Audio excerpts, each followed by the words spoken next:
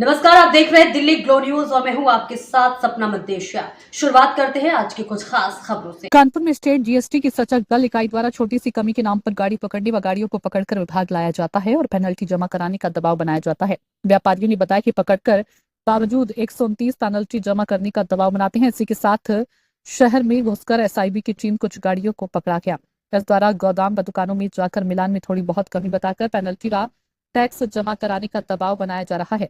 किसी भी वर्ष में व्यापारियों व उद्यमियों को नोटिस भेजकर देखा कि मिलान के लिए कार्यालय बुलाया जा रहा है, जो कि नियमावली में नहीं है और कहीं न कहीं व्यापारियों व उद्यमियों का उत्पीड़न है। स्टेट जीएसटी की सचल दल इकाई द्वारा थोड़ी सी कमी कर गाड़ी पकड़ने व धारा 129 के दुरुपयोग न किया जाए और धारा 129 का सरलीकरण किया जाए। पूर्व की भांति प्रातः 7 बजे से रात्रि 12 बजे तक शहर की सीमा में जांच न की जाए। विभाग की एसआईबी के द्वारा दुकानों, गोदाम, फैक्ट्रियों में जांच पेनल्टी जमा कराने का दबाव न बनाया जाए। नियम के विपरीत किसी भी वर्ष में व्यापारियों और उद्यमियों को नोटिस भेजकर टैक्स के मिलान के लिए कार्यालय न बुलाकर केवल ऑनलाइन जवाब दिया जाए व उन नोटिसों को निस्तारण किया जाए। देखिए, पिछले 6 माह से लगातार खासकर कानपुर उत्तर प्रदेश के अंदर व्यापारियों को परेशान किया जा रहा है। उसका कारण ये है कि जीएसटी का जो कलेक्शन है उत्तर प्रदेश के अंदर, खासकर अगर हम लोग कानपुर की बात करते हैं, तो जितना टैक्स कलेक्शन होना चाहिए था उसका 125% टैक्स कलेक्शन ऑलरेडी इनको मिल रहा था। उसके बावजूद एक लखनऊ में बड़े अधिकारी आए हैं, नाम नहीं लूँगा, उन्होंने जब से उनके धरती हुए कानपुर में पाँव पड़े, उन्होंने आके एक ऐसा आदेश पारित किया कि लोहे और सुपारी और खासकर जो पान मसाले वालों के ऊपर उन्होंने कहा शिकंजा कसिए, इनसे कलेक्शन और चाहिए। उस टैक्स कलेक्शन नाम से व्यापारियों को लगातार गाड़ियां रोक रहे, छोटी-छोटी गलतियों पे गाड़ियां यहाँ लाई जा रही हैं, जिससे कानपुर का व्यापार इतना प्रभावित हुआ। अभी 2 दिन पहले उत्तर प्रदेश के वित्त मंत्री राजेश खन्ना जी को भी ये कहना पड़ा कि इस बार टैक्स कलेक्शन क्यों कम हुआ। सीधी-सी बात है, आप जितना ज़्यादा व्यापारियों का उत्पीड़न करेंगे, व्यापार कानपुर से पलायन हो रहा है, दूसरे प्रदेशों में जा रहा है।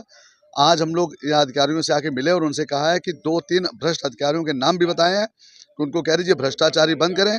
ये कहीं न कहीं एक बहुत बड़ी साजिश है उत्तर प्रदेश की सरकार को बदनाम करने के लिए। माननीय मोदी जी ने कहा था ईज़ डूइंग के लिए बात उन्होंने कही थी और उन्होंने कहा था कि 17 टैक्स हटा के एक जीएसटी लगाया जाएगा, सरलीकरण की बात हुई थी। माननीय उत्तर प्रदेश के हमारे मुख्यमंत्री जी, उन्होंने हमेशा ये बात कही है कि व्यापारी की सरकार है और व्यापारी के लिए सबको जो बाहर से उन्होंने अभी लास्ट ईयर एक व्यापारियों के लिए सेमेस्टर भी किया था, जिसमें बाहर से तमाम व्यापारी आए थे और उन्होंने कहा इन्वेस्टर्स को लाने के लिए बात कर रहे हैं। और यहाँ पे खासकर जो कानपुर में जो व्यापारी, उनको इतना उत्पीड़न किया जाता है कि जो यहाँ से व्यापार है वो भी बाहर जा रहा है। तो आज अधिकारियों को कहा गया कि अगर ये नहीं अपनी मनमानी पे नहीं माने तो निश्चित रूप से उन व्यापारियों के नाम हम लोग जो है मुख्यालय में जाके देंगे और माननीय मुख्यमंत्री जी से भी उसकी शिकायत करेंगे। करने आए थे अधिकारियों की तरफ से। देखिए, अभी पिछले शनिवार को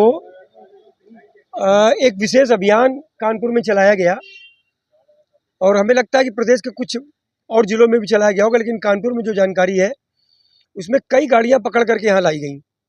ऐसी एक गाड़ी लाई गई जिसमें 12% जीएसटी लगा था और वो 18% बता के लाई गई कि इसमें 18% होता है, जबकि 12% ही था। उसको 2 दिन फालतू खड़ा रखा गया।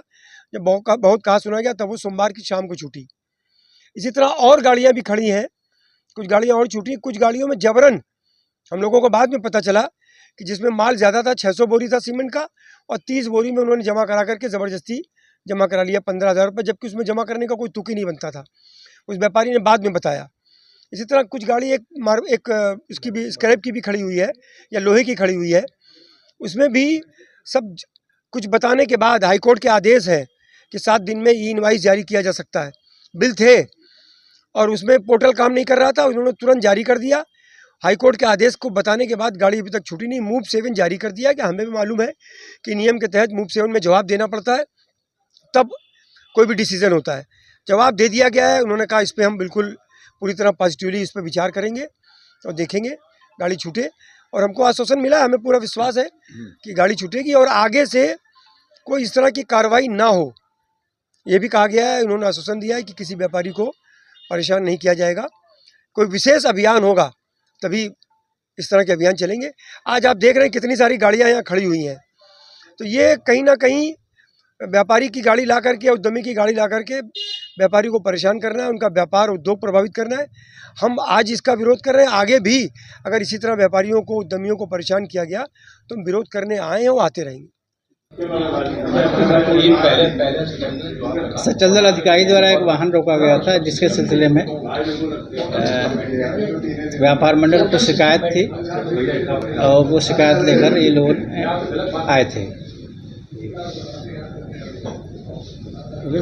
क्या समस्या आई थी? सर, धारा 129 के तहत व्यापारियों को कहना, धारा 129 के तहत मोबाइल के जो सचल दलाल हैं वो लोग उनको अक्सर व्यापारियों को परेशान करते हैं। ऐसे मामले में आपसे मिले थे, क्या उन्होंने आपसे शिकायत है और उसमें क्या? सामान्यतया कोई भी जीएसटी में काम है तो ऑनलाइन ही होता है।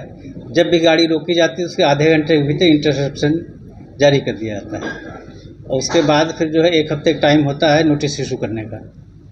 तो नोटिस इशू किया गया है, व्यापारी ने जवाब दाखिल किया है। अब जवाब के ऊपर सचल अधिकारी जिन्होंने गाड़ी रोकी उस पर विचार करेंगे और नियमानुसार उस पर निर्णय लेंगे।